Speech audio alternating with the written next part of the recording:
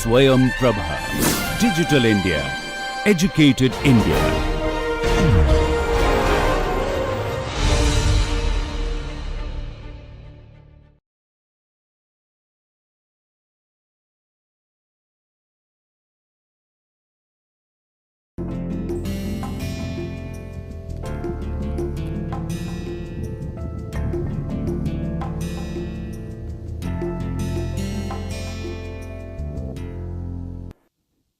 Good morning.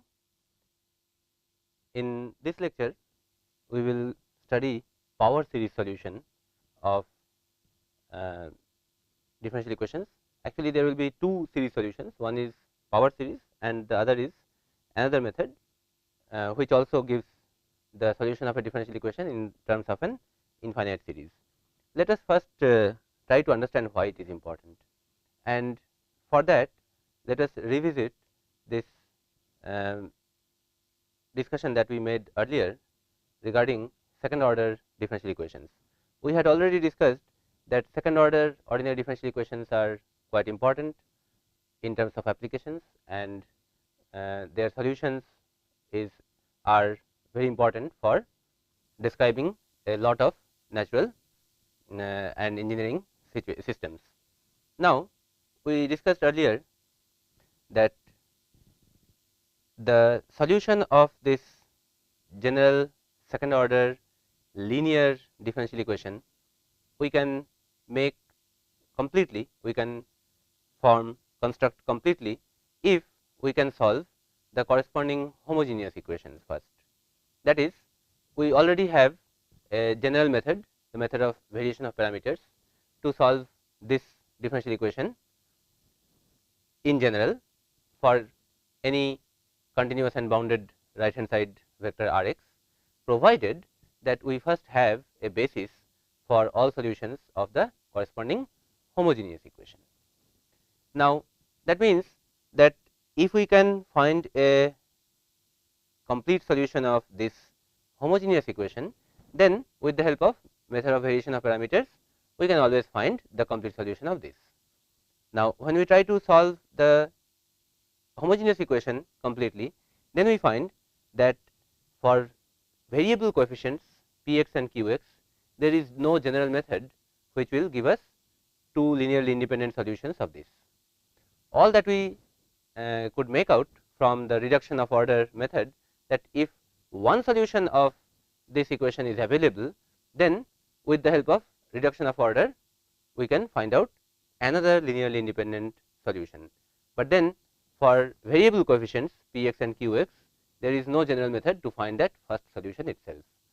In particular cases, if we are lucky, then we might be able to find both solutions of this, and in some cases, if not both, then at least one, and then through reduction of order we can find out the second linearly independent solution.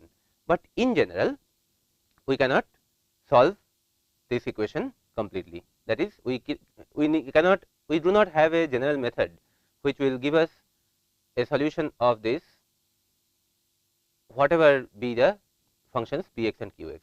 In a particular situation with p x and q x constants, we know that we can all the time find its solution.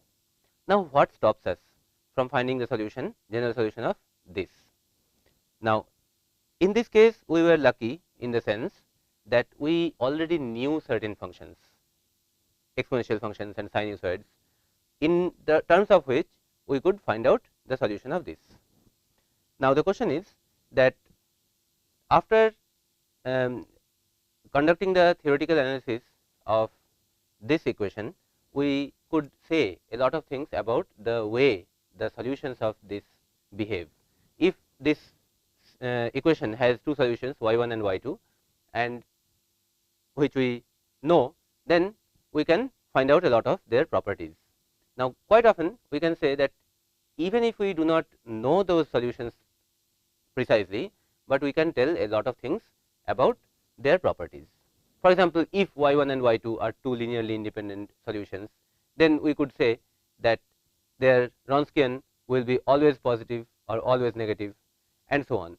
So, based on such observations, a lot of theory have been developed on the way the two solutions behave, and many of the facts can be studied and analyzed even without knowing the solutions precisely, and from such studies a lot of information regarding those solutions can be arrived at. Now, if so, then even without knowing the two solutions completely and in closed form in terms of analytical expression, we can say a lot about their properties, the way they behave. And if we need to find out the value of the function y1 and function y2 and their derivatives, then as an alternative route to the closed form expression, we can try to find their expressions in terms of infinite series, and this gives us the motivation to seek series solutions for those cases where we cannot solve this analytically in terms of elementary functions like sinusoids or exponential functions or logarithmic functions or polynomials or such things. Now, when we say that when this is the course of action we can take when we cannot find the solution of this equation in terms of elementary functions, then we may as well ask what are these so called elementary functions. Why sinusoids are elementary functions? Why exponential functions are elementary functions? There is no absolute reason why these are called elementary functions. These are called elementary functions because we know these functions from mathematics, which is more elementary to the study of differential equations, and therefore we call them elementary functions. Any series solution which we might develop by expanding the solution in terms of infinite series could also be considered as a function just like sin x or cos x or e to the power x if we had known their properties beforehand. Similarly, if we do not know sin x and cos x as functions to begin with, then we can develop those functions from a series solution of a differential equation. To understand the idea behind this, we can consider this differential equation. We know that cos x and sin x are two linearly independent solutions of this, but suppose we did not know that. In that case, we could have said that let us propose a solution in this manner in the form of an infinite series. Now, if we propose this solution as an infinite series, then we can differentiate it. Now, as we differentiate, we get the first derivative as a0 gives constant. So, from here we get a1, from here we get 2a2 x, from here we get 3a3 x square and so on. We can differentiate once more, and this gives 0, this gives twice a2, this gives 3 into 2 into a3 x plus and so on, right. Now, after having these expressions for y, y prime and y double prime, these expressions we can substitute in the differential equation in order to find these coefficients. Now, in this particular case y prime is absent, so the substitution will involve just the sum of this y and y double prime. Now, when we sum up these two and say that that has to be 0 for all x, that means we will look for term by term equality. So, the constant term will be twice a2 plus a0. So, when we substitute, first we get twice a2 plus a0 equal to 0, and that will give us a2 in terms of a0 by 2, which is same as a0 by factorial 2 minus a0 by 2, which is same as minus a0 by factorial 2. Then we equate the coefficients of x together. So, we will get this 3 into 2 a3 plus a1, 3 into 2 a3 plus a1 equal to 0. So, from here we get a3 in terms of a1, that is minus a1 by 3 into 2, minus a1 by 3 into 2, which is same as 3 factorial. Then we will equate the x square term. From here we will get a2, and from here we will get 4 into 3 a4, 4 into 3 a4 plus a2 equal to 0. So, this gives us a4 in terms of a2, minus a2 by 4 3, minus a2 by 4 into 3. Now, a2 is already known in terms of a0. So, when we substitute this, this also will get in terms of A0, and that is this. Now you see all the even order coefficients will be found in terms of A0. A2 is minus A0 by factorial 2, A4 is plus A0 by factorial 4, A6 will be again minus A0 by factorial 6, and so on. Similarly, all the odd order coefficients will be found in terms of A1. A3 is minus A1 by factorial 3. Similarly, A5 will be plus A1 by factorial 5, and so on. So, when we substitute these coefficients back here, in all the even order terms, A0 will be common. From here we will get 1. From here we will get minus x square by factorial 2. Next, from here we will get plus x to the power 4 by factorial 4, and so on. Similarly, the odd order terms will again come together with A1 common. So, then we will get this solution, A0 into even order terms plus A1 into odd order terms. And you can see very clearly that these two coefficients which remain are actually the two arbitrary constants which will appear in the solution of any second order differential equation, right. And in particular, you can see even from this proposed solution itself that A0 happens to be the initial condition y of 0, y at 0, at x equal to 0, y is A0. So, this is actually the initial condition, and the other initial condition, that is y prime at 0, will be found from here. Here you try to put x equal to 0, you get y prime as A1. So, these two coefficients turn out to be actually these initial conditions at x equal to 0. So, now, and why x equal to 0 is important? Because this infinite series is actually the Taylor series of yx around x equal to 0. Similarly, we could find out the Taylor series around any other point x0. So, x minus, in that case the solution would be proposed in terms of powers of x minus x0. Okay. So, now from here you can say that suppose this function which is in this parenthesis and this function which is in this parenthesis, we give them some names. You can see that this function, this series is actually the Maclaurin series of cos x. Similarly, this is the Maclaurin series or Taylor series around x equal to 0 of sin x. So, but suppose we did not know these two functions, we did not have any prior knowledge of these two functions, then this entire function, suppose we give a name T1 of x. Similarly, this entire function we give another name, say T2 of x. We could have done that, and once we give them two names, then you can also see that this function itself turns out to be the solution of the differential equation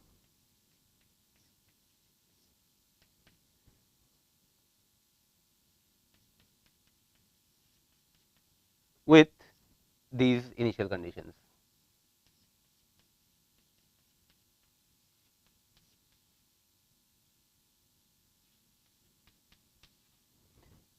And this is the solution of this initial value problem. Similarly, T2x will be the solution of the same differential equation with initial conditions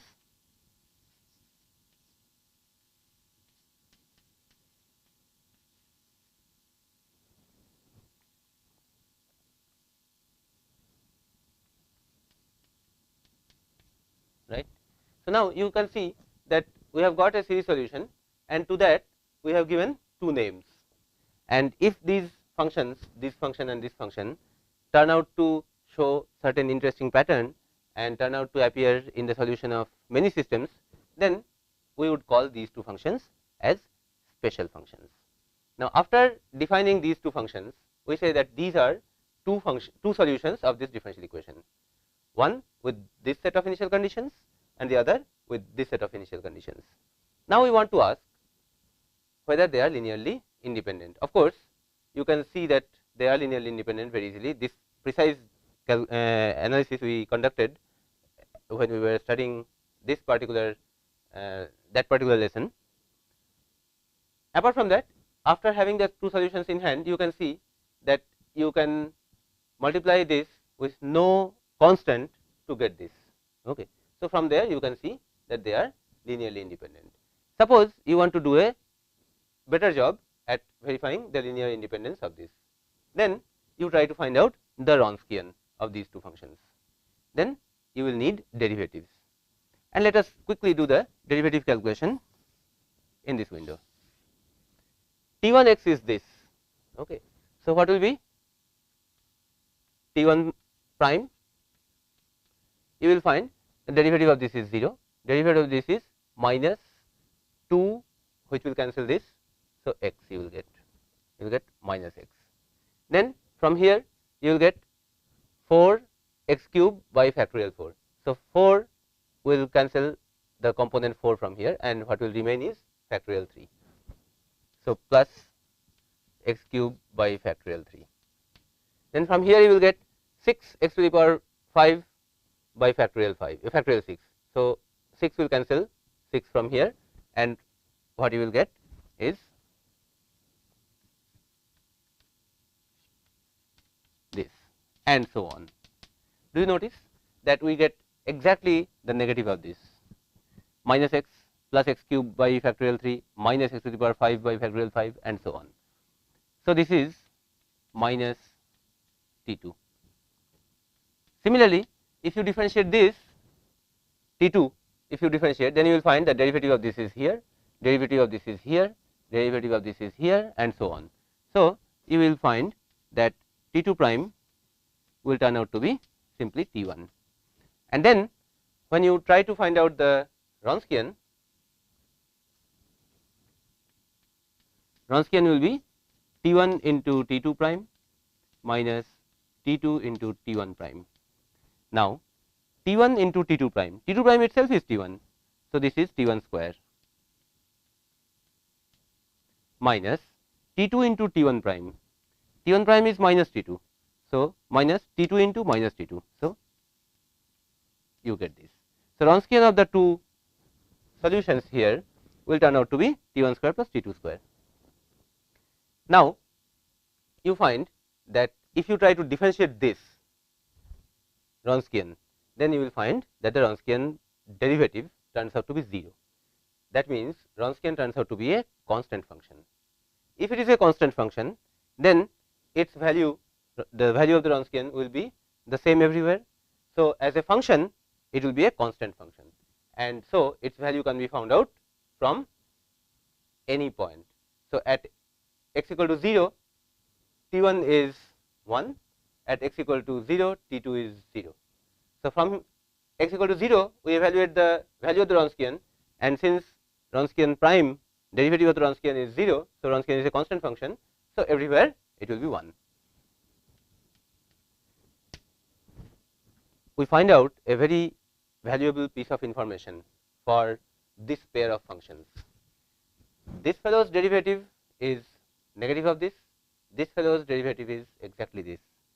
Not only that, the two functions, when we square them and add, we always get 1. This is the Pythagorean property, cos square x plus sin square x equal to 1. Now, this property of these two functions we arrived at without any regard to Pythagoras theorem, without any regard to the way we understand trigonometric ratios. Now, this way we can go on and develop the entire trigonometry just by studying the two functions, the series solutions that we have got, and with the reference of that equation there. So, this is the way a lot of functions get developed, which were not known earlier. So, let us try to summarize what we have been discussing all this while. The methods to solve an ODE in terms of elementary functions is restricted in scope. However, the theory developed for the solutions of these linear differential equations allows a lot of study of the properties of the solutions. Now, if we can study the solution with their properties, then when elementary methods fail to find the solutions of the differential equation for variable Px and Qx, then we can gain a lot of knowledge about solutions through their properties. And for actual evaluation of the function value of the solution or their derivatives, etc., we can develop infinite series, a power series of this kind in powers of x or in powers of x minus x 0. That is, the power series can be around x equal to 0 or around x equal to any other point, say x 0, x naught. Now, a simple exercise to understand the idea behind it is to try developing power series solutions in this form for some simple differential equation like this, which we just now did, and you can try to develop such solution for this case also. In this case, this method will fail, and we will go to the second possibility very soon. Before that, let us exhaust this idea. Now, there is a little bit of theory behind it to develop this kind of a solution called power series solution. So, suppose our differential equation is this, and then for a solution of this kind to be valid, to make sense, it will be necessary that the functions Px and Qx are analytic at the point around which we are going to develop the series solution. And what is the meaning of Px and Qx being analytic at this point? The meaning is that Px and Qx possess convergent series expansions in powers of x minus x naught with some radius of convergence. That is, Px and Qx must have a power series expansion in terms of an infinite series of powers of this, which is convergent with some radius of convergence. That is, within some distance, the series of Px and Qx should be convergent. And in that case, the solution that we develop like this will be convergent series with a radius of convergence of at least r. It could be larger, but at least r is then guaranteed. That is, if Px and if the coefficient functions are analytic, that is, if they have convergent series representations within a distance of r, then a solution that is developed like this will have meaning, that is, will be a convergent series for all x falling within that distance at least. It could be better. Now, whether we do the solution around x equal to x naught or whether we do it around x equal to 0, for conceptual purposes no generality is lost, because the coordinate shift of x equal to x naught to x equal to 0 can be always made. We can always call x minus x naught as another variable, say z, and carry out the entire analysis for z. So, to keep the clutter of expressions simple, less, we discuss here the case of x 0 equal to 0. So, in that case, if Px and Qx have convergent power series solutions, power series expansions like this, then after assuming y in this manner, the way we did in this particular example, we can substitute y, y prime, y double prime, Px and Qx in terms of such series and put everything in the equation. If we do that, then we will have y prime as this, y double prime as this, just differentiations, and then Px multiplied with y prime.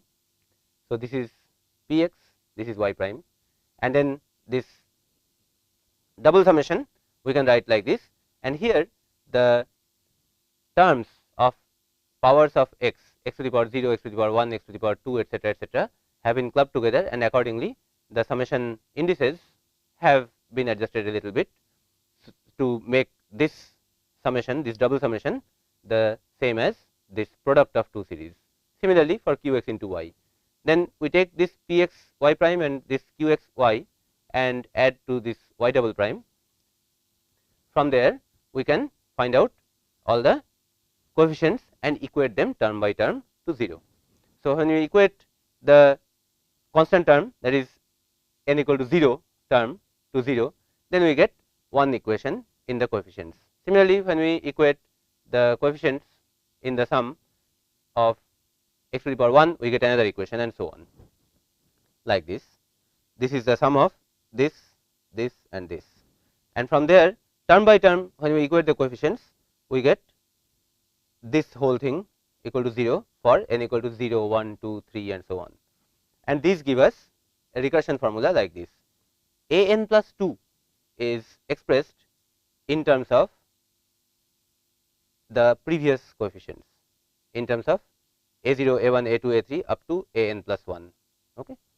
So, from here what we can do is we can find out a2 in terms of a0 and a1, and then we can find out a3 in terms of a0, a1, a2, which means in terms of a0 and a1, and all higher coefficients we can find out all in terms of a0 and a1. The two first coefficients, two basic coefficients remain, and they should remain because it is a second order differential equation that we are solving, and two arbitrary constants will remain. So, now this method can be utilized to solve the case when Px and Qx are analytic. Something of that sort we did here. In this particular case Px was 0, Qx was 1. Now, if Px and Qx are not analytic, then this method will not succeed, and that you will notice if you try to find out a solution of this differential equation by this same method. The way this attempt fails will tell you why this kind of a situation cannot be handled with a power series solution like this. For this, another special kind of series solution has been developed, and that is called the Frobenius method. Say we take this differential equation, and for that differential equation a point x equal to x0 is called an ordinary point if Px and Qx are analytic at this point. That is, if Px and Qx have convergent series representations around x0, that means series in terms of powers of x minus x naught. If it is an ordinary point, then the power series solution method will succeed. On the other hand, if any of the two Px or Qx is not analytic, then power series solution method will not succeed. Now, see, what we call Px and Qx are the coefficient functions when the coefficient of y double prime has been reduced to 1, reduced to unity, and when we do that for this differential equation, when we try to reduce this differential equation to the standard form in which the coefficient of y double prime is 1, then basically we need to divide by 4x square, and therefore the coefficient of y written in the standard form will turn out to be minus 1 by 4x square, and this Qx will be in that case minus 1 by 4x square, and around x equal to 0 it will not be analytic, it will be singular. That is, it will not have a power series expansion, that coefficient function Qx will not have a power series expansion in terms of powers of x, that is powers of non-negative powers of x. So, therefore, this particular method will not work in that kind of a differential equation. However, when Px or Qx or both are singular functions at x equal to x0, that is, at that point they are undefined. So, they do not have a radius of convergence within which a power series representation will converge.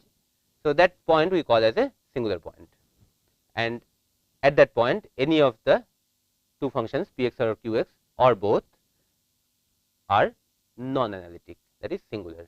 Now, such singularities appear in two ways.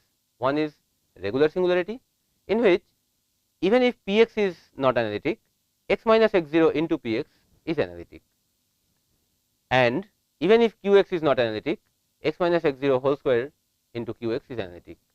So, that particular situation is called a regular singularity, and if even after multiplying Px with 1 power of x minus x0 and Qx with x minus 2 powers with of x minus x0, even after that if singularity persists, then that is called irregular singularity, and this is the case which cannot be really handled in the form of a power series, in the form of a series solution.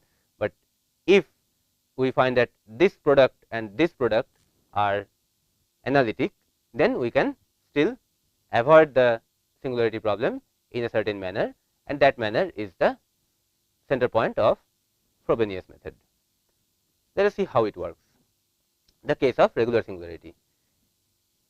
To avoid the clutter without loss of generality, we can consider x0 as 0, and px is represented as b of x by x, and qx is represented as c of x by x square, in which b of x and c of x are analytic. In that case, xp will be analytic and x square q will be analytic, what is demanded here for regular singularity. And then the differential equation, which is here, we will get as x square y double prime plus bxy prime plus cxy equal to 0. Now see, this is a differential equation in which bx and cx are analytic. Now this resembles a particular equation which we have solved earlier a few lectures back, and that was Euler-Cauchy equation. In the case of Euler-Cauchy differential equation, we had a similar situation. In the coefficient of y double prime we had x square, in the coefficient of y prime we had x, in the coefficient of y we had a constant. Now only difference is that in the case of Euler-Cauchy equation, bx and cx were constants, here they are functions, but good news is that they are analytic functions. So bx and cx being analytic at the origin will constitute a case of regular singularity, and in this case Frobenius method will work. Now in the case of Euler-Cauchy equation, which was exactly this with bx and cx constant, what we did? We suggested solutions in the form of x to the power k. Here also we will do something similar, but since bx and cx are not constants but analytic functions, so we will propose the solution as x to the power r into a power series. In this manner, we propose x to the power r into a power series. Then we differentiate it, get y prime and y double prime, substitute these into the differential equation, and that will have powers of x, the sum will have powers of x as r, r plus 1, r plus 2, r plus 3, r plus 4, etc. R could be any number, it need not be an integer. Okay. R could be 1.2 or some such thing. Okay. Now what we do? We equate the coefficient of x to the power r, the lowest power, to 0, and that will give us an equation in the index r itself called the indicial equation, that will look like this. Okay. This you get when you put these expansions into the differential equation. Now an indicial equation like this we got in terms of, in the case of solution of Euler-Cauchy equation also. From there we got a quadratic equation, here also we get a quadratic equation, and this quadratic equation will give us two solutions for r. Okay. And as we get these two solutions for r, then that will mean that for those two values of r we will get a solution like this which will satisfy the differential equation. So for each solution r we equate the other coefficients and obtain the coefficients a1, a2, a3, etc. in terms of the first coefficient a0. That first coefficient a0 is indeterminate because that will constitute the arbitrary constant in the solution of the differential equation. Now for each of the two values of r we get one such solution with an arbitrary a0. So if we take a0 as 1, we get a solution for r1, we get another solution like that for r2, and then when we take these two solutions and combine them linearly, that is as if we are allowing the two a0s to be different, c1 and c2. Then the two solutions from there we can linearly combine and get the general solution. Now there is a particular case here in which the two solutions could differ by an integer.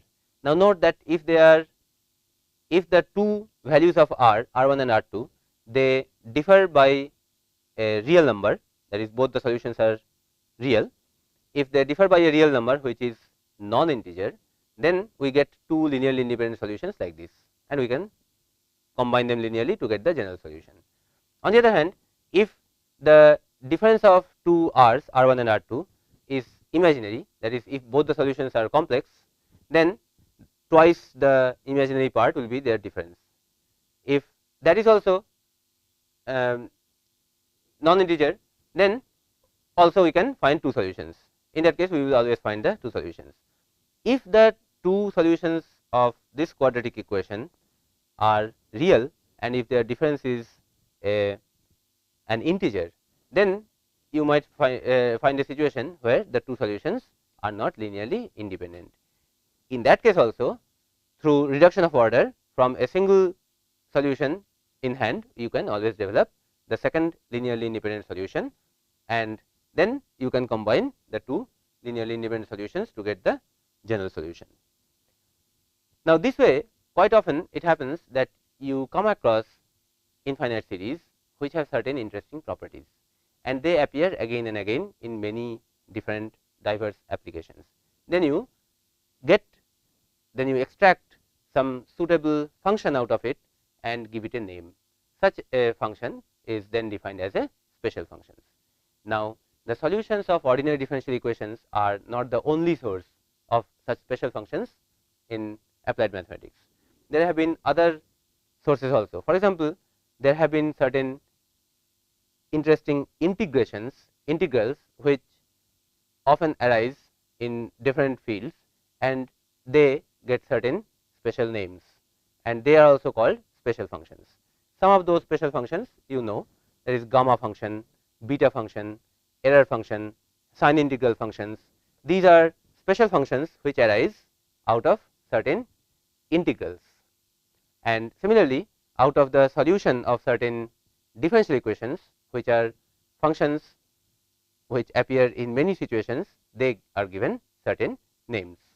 A lot of such special functions have been needed and defined and developed by physicists. Because in the study of some important problems in physics, there appeared variable coefficient ordinary differential equations recurrently in several different types of problems, and when physicists tried to solve them, then it was not possible to solve them analytically in terms of known elementary functions, and therefore people looked for series solutions of such differential equations, because the solutions of those differential equations were necessary to proceed forward in the study of those physical systems.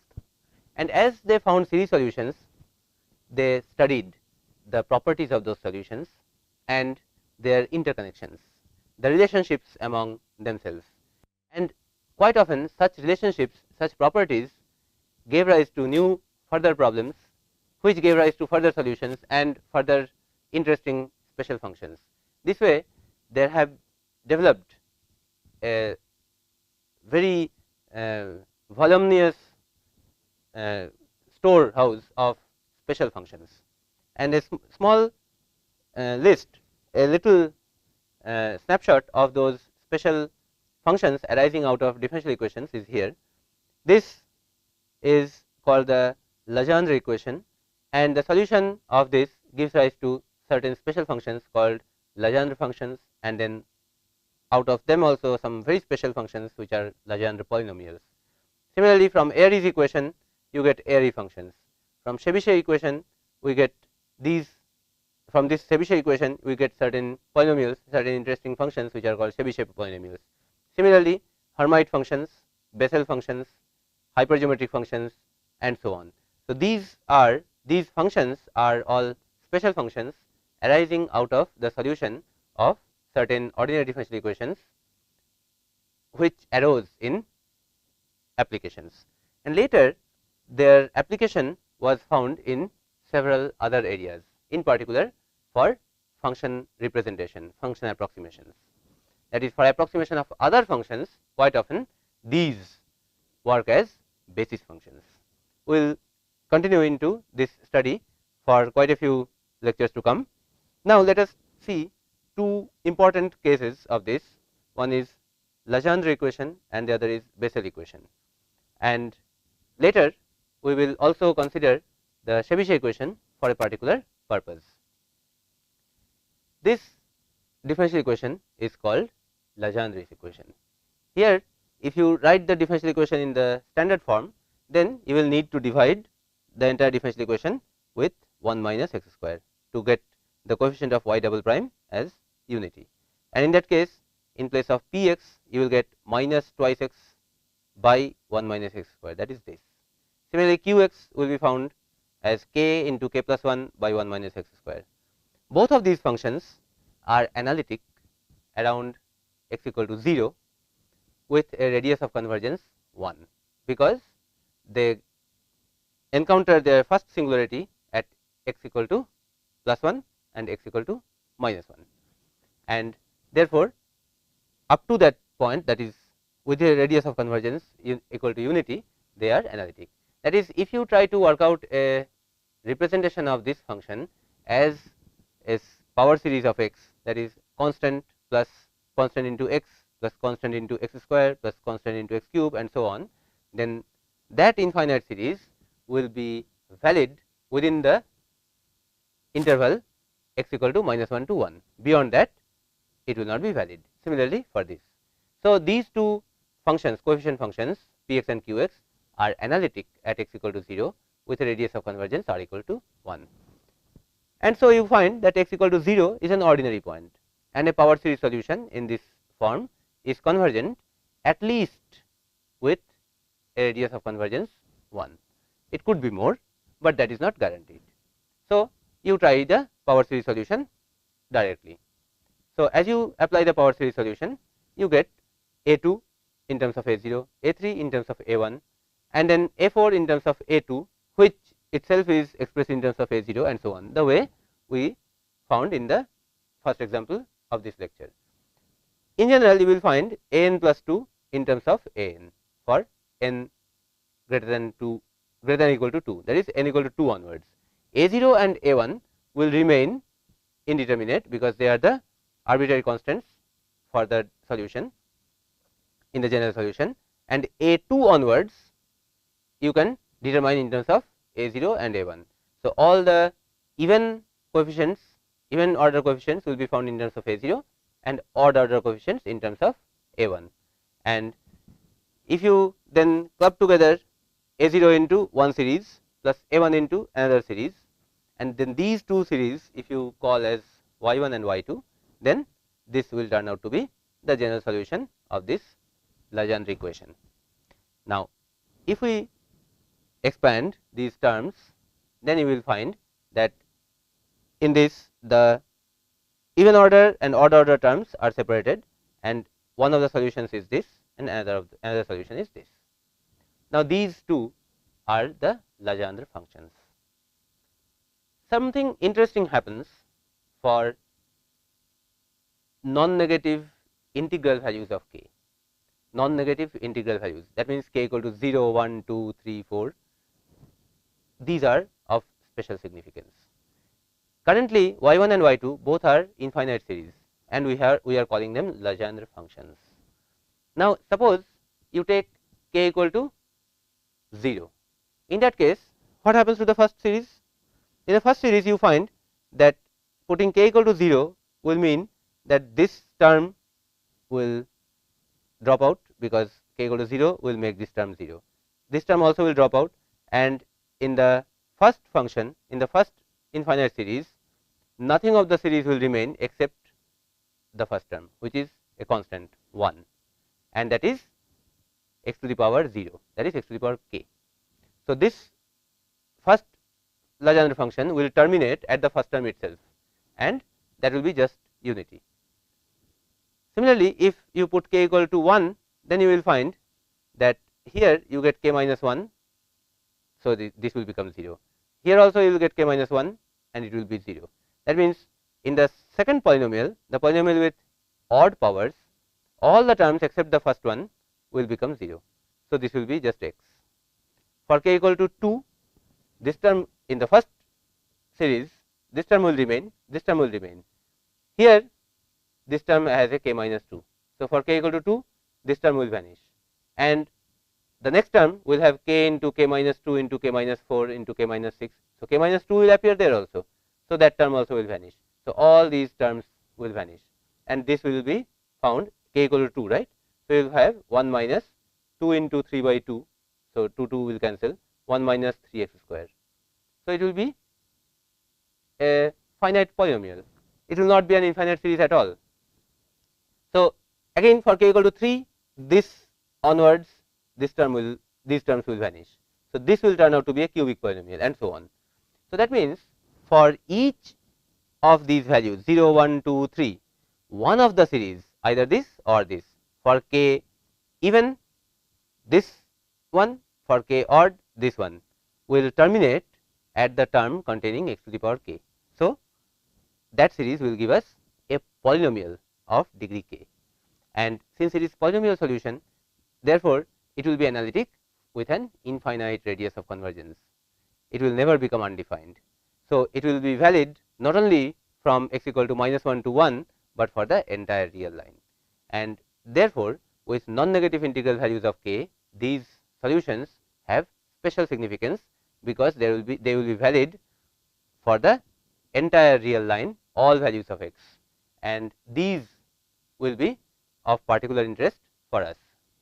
So, in this case, the same recurrence relation which we earlier wrote in terms of a n plus 2 equal to something into a n, that same recurrence relation if we write in reverse, and then the corresponding polynomial if we write, then we will get this kind of polynomial. And now here what we can do is that we choose a k to have this value, which will make a certain point of x equal to 1, where all these polynomials will have the value 1, and that will imply that at -1 they are -1 or 1 depending upon whether k is odd or even. So, there is a constant to be chosen for defining these polynomials now as the so called Legendre polynomials.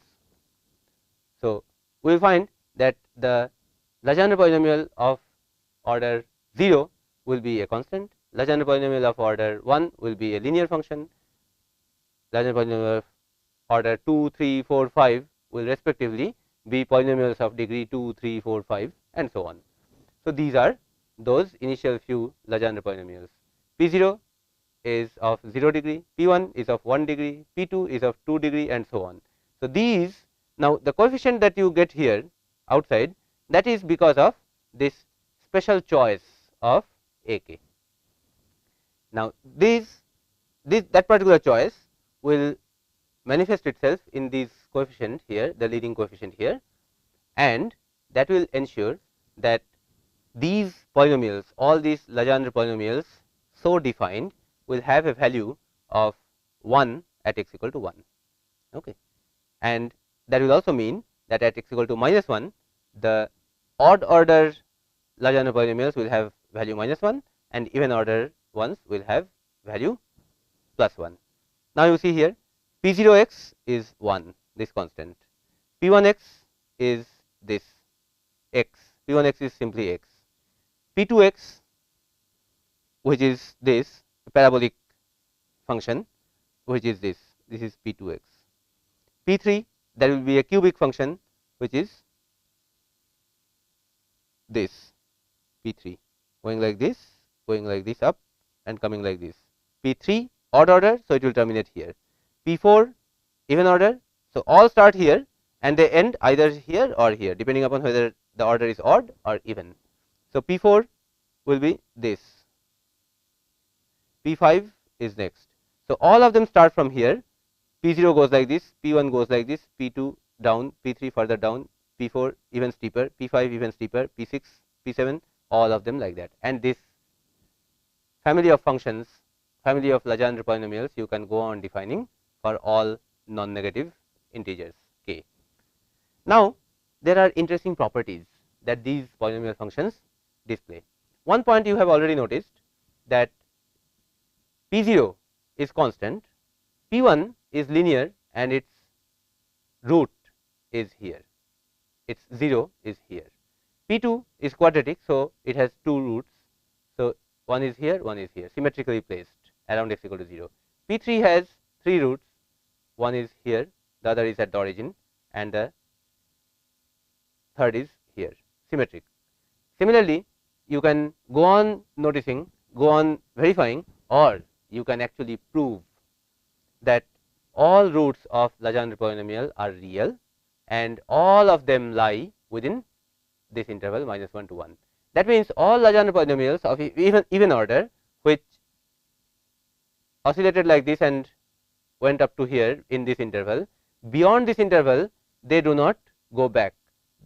Beyond x equal to 1, the values, the function will go continuously up.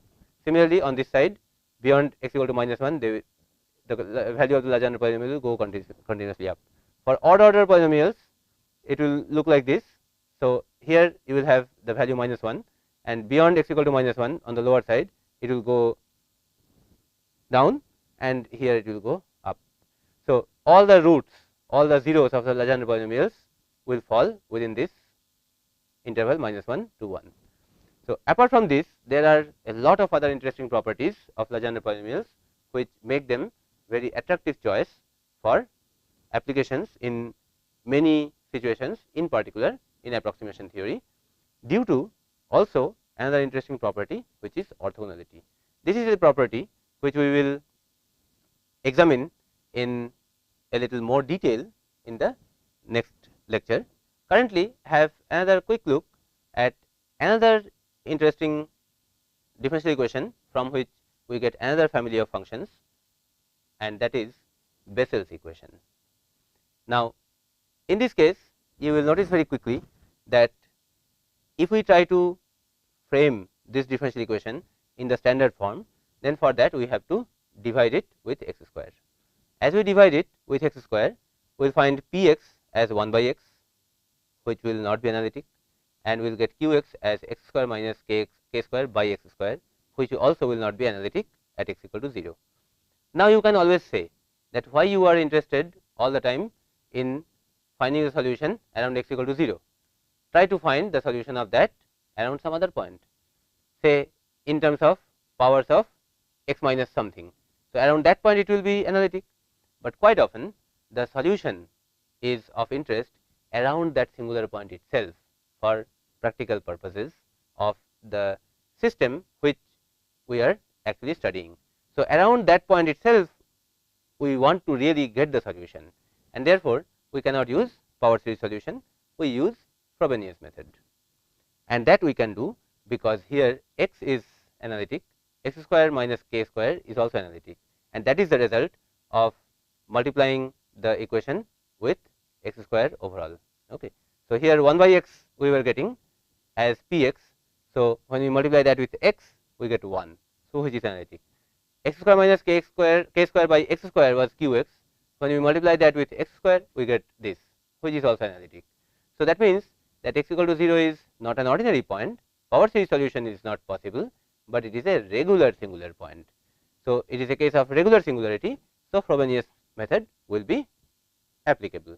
So when we apply Frobenius method, we find that the solution of initial equation is just plus minus k, and for each of the two values, as we make the substitutions, we can find the solution, and we find that the odd order coefficients are 0 and even order coefficients are found in terms of a0 in this manner.